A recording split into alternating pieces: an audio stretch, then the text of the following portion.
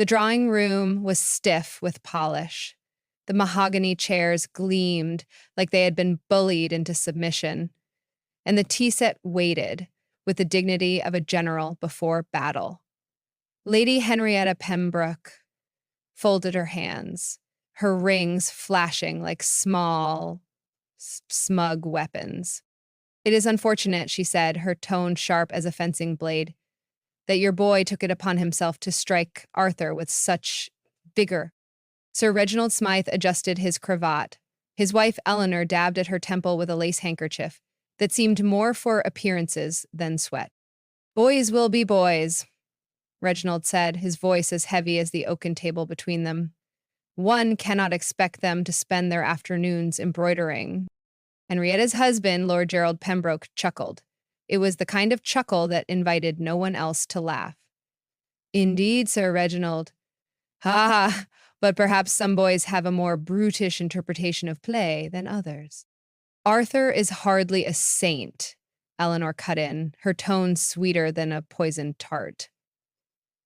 "If I recall, wasn't he the one who set fire to the gardener's hat last spring? I think about that often. It was me who did it. Eve chased me." Gerald bristled. "That was an experiment in chemistry. Bringing me— Ah, chemistry," Reginald said, the corners of his mouth curling like the edge of a burnt parchment. "A noble pursuit, though perhaps not when it involves combustibles and Mr. Finch's head." Henrietta poured the tea with the precision of a surgeon. "Shall we focus on the matter at hand? Percival has suffered a terrible bruise, and an apology would not go amiss." Eleanor leaned back, her lace collar crinkling like dry leaves. "Of course, Lady Pembroke, though it seems to me that the greater injury here is to Arthur's pride. He's simply not used to facing an equal." Gerald raised an eyebrow. "Are you suggesting Percival is Arthur's equal?" "I'm suggesting he bested him," Eleanor replied, her smile sharp enough to cut silk. Reginald cleared his throat, a sound like gravel in a boot. "Let us not let the children's squabble descend into one of our own." "Of course," Henrietta said, her voice honeyed, though the spoon in her hand clinked the teacup harder than it should have. "It is only natural that we, as refined adults, handle this with decorum." "Decorum, indeed," Eleanor echoed, though the way she glanced at the tapestry, a hunting scene where a stag was being torn to ribbons, suggested she had other ideas. Henrietta turned to Gerald. "Perhaps we might offer some suggestions on how young Percival might channel his energy.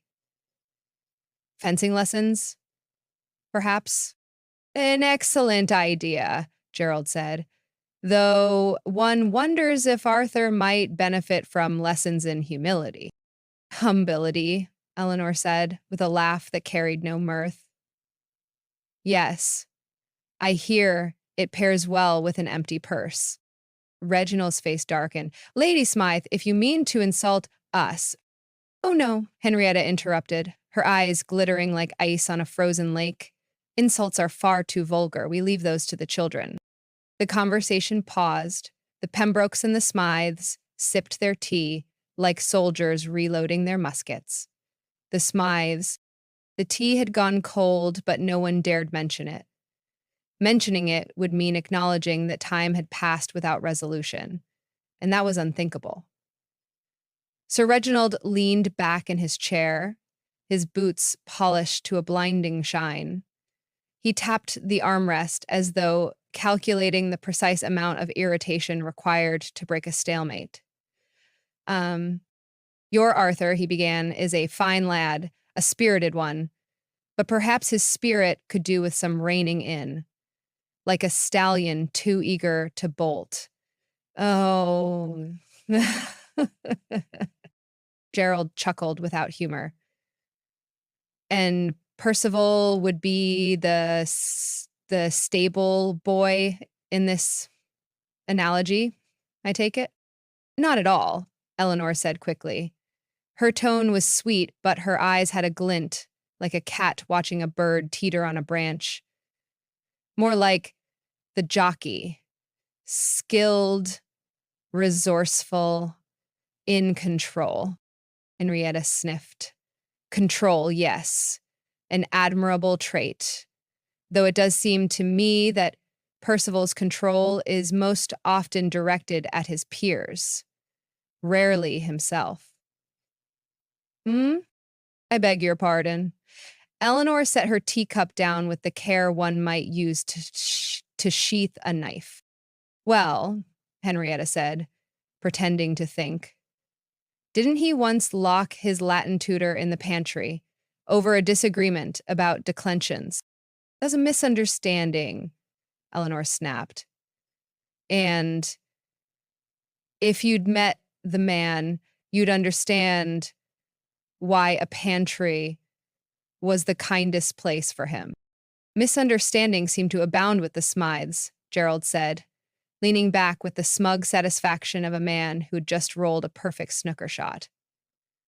A pity they're so rarely in your favor. Reginald's patience, thin as it was, snapped like an old bridle.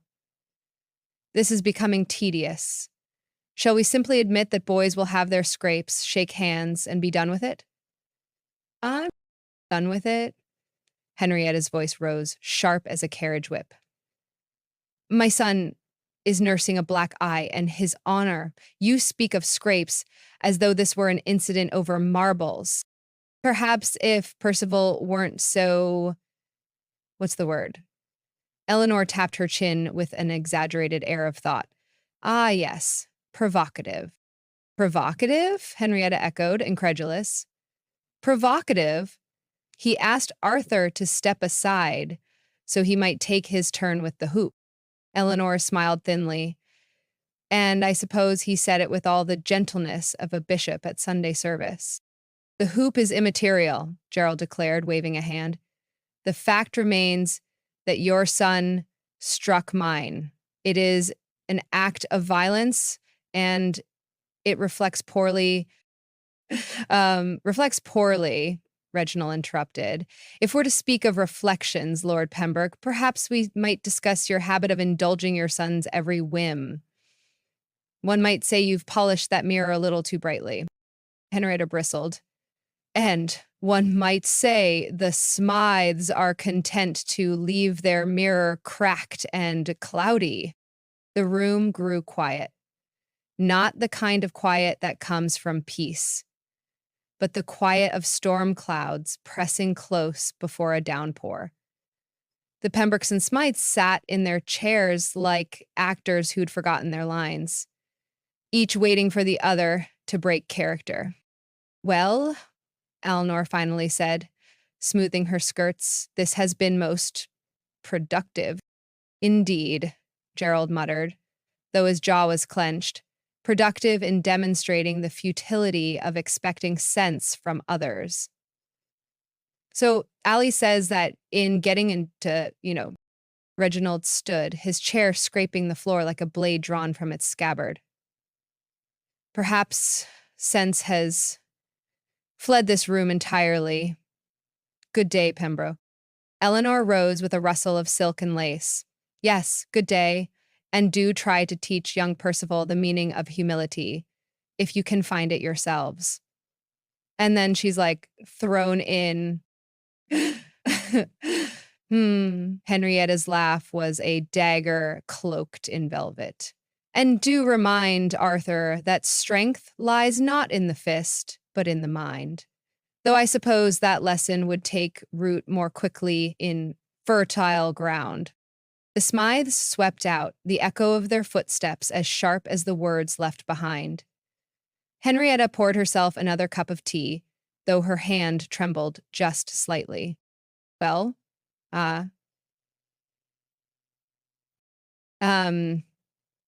Henrietta sighed. I'd call it a draw. Gerald smirked. Would you? I believe we gave as good as we got. Perhaps, Henrietta said, but they'll never admit it. The Smythes were halfway to the door when Eleanor stopped abruptly, causing Reginald to collide with her shoulder. She turned back, her expression sweet enough to sour milk. Ever shall we explain it to? You know how that goes. Hmm. Percival's bruise, as though she'd just remembered to ask for a pinch of sugar. Percival's bruise. However, shall we explain it to the Duchess at the garden party tomorrow? Uh, oh, Henrietta, still seated, gave a tight-lipped smile. The truth, of course, that he was defending his honor against an unprovoked attack. Eleanor's laugh rang out, sharp and brittle. Unprovoked? My dear, Percival provokes by simply existing. He's like a goose wandering into a ballroom. Everyone knows trouble will follow. Reginald pinched the bridge of his nose. Eleanor, we've said our goodbyes. Shall we not ruin the entire afternoon? Oh, I think it's far too late for that, Gerald muttered, standing and brushing imaginary dust from his waistcoat. The afternoon's been lying in ruin since Percival and Arthur crossed paths. You mean since Arthur's fist crossed Percival's face? Henrietta shot back, her tone cool enough to chill the tea she still hadn't drunk.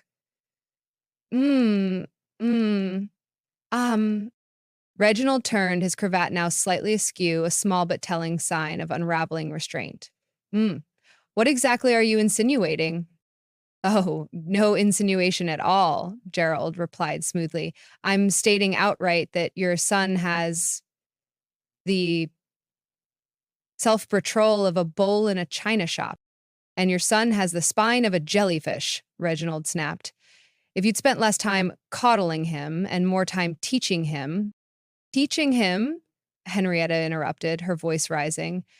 Teaching him what exactly? How to bark orders and take no responsibility for his actions? He'd make a fine Smythe, and then she hesitated. Eleanor, her patience finally at its end, grabbed the nearest object, a delicate porcelain figurine of some shepherdess, and held it aloft like a battle standard. Say one more word about my son, and I swear, this shepherdess will not survive the day. Henrietta gasped. You wouldn't dare. Oh, wouldn't I? Eleanor's eyes gleamed. I've endured an hour of your smug superiority, Henrietta. You think you're so clever, so refined. But you've a tongue sharper than a butcher's cleaver, and I've had quite enough of it. Put it down, Gerald said, his voice a mix of command and disbelief. This is absurd.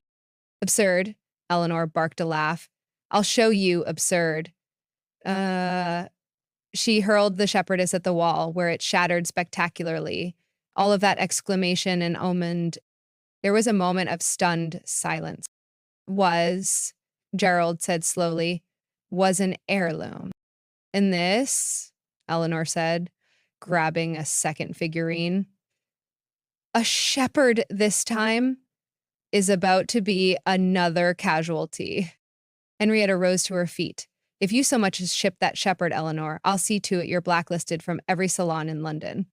Do it, Reginald muttered, throwing his hands in the air. Blacklist us. Honestly, it might be a relief. Before anyone could respond, there came the sound of children's laughter from outside the window. All four adults turned to look. In the garden, Arthur and Percival stood side by side, laughing as they chased the family dog. Is that Arthur? Henrietta asked, her voice tinged with disbelief. And Percival, Gerald confirmed, squinting. They look happy, Eleanor said slowly, as though the word itself were foreign. Reginald stared for a long moment, then let out a loud, bitter laugh. Well, isn't that rich? While we've been tearing each other to shreds, they've gone and made peace. Children? Henrietta muttered, sinking back into her chair. Savages, the lot of them. No more savage than we've been, Gerald admitted, sitting as well. Eleanor placed the second figurine back on the mantel, her shoulders slumping. Perhaps we're not so civilized after all. Reginald snorted. Civilized, my dear, we're no better than the bloody dog. The four of them sat in silence, the wreckage of their afternoon spread around them like the shards of the shepherdess on the floor. Mmm. Mmm. Outside, Arthur and Percival ran through the garden, their laughter carrying through the open window. A mocking reminder that sometimes it's the adults who fail to grow up.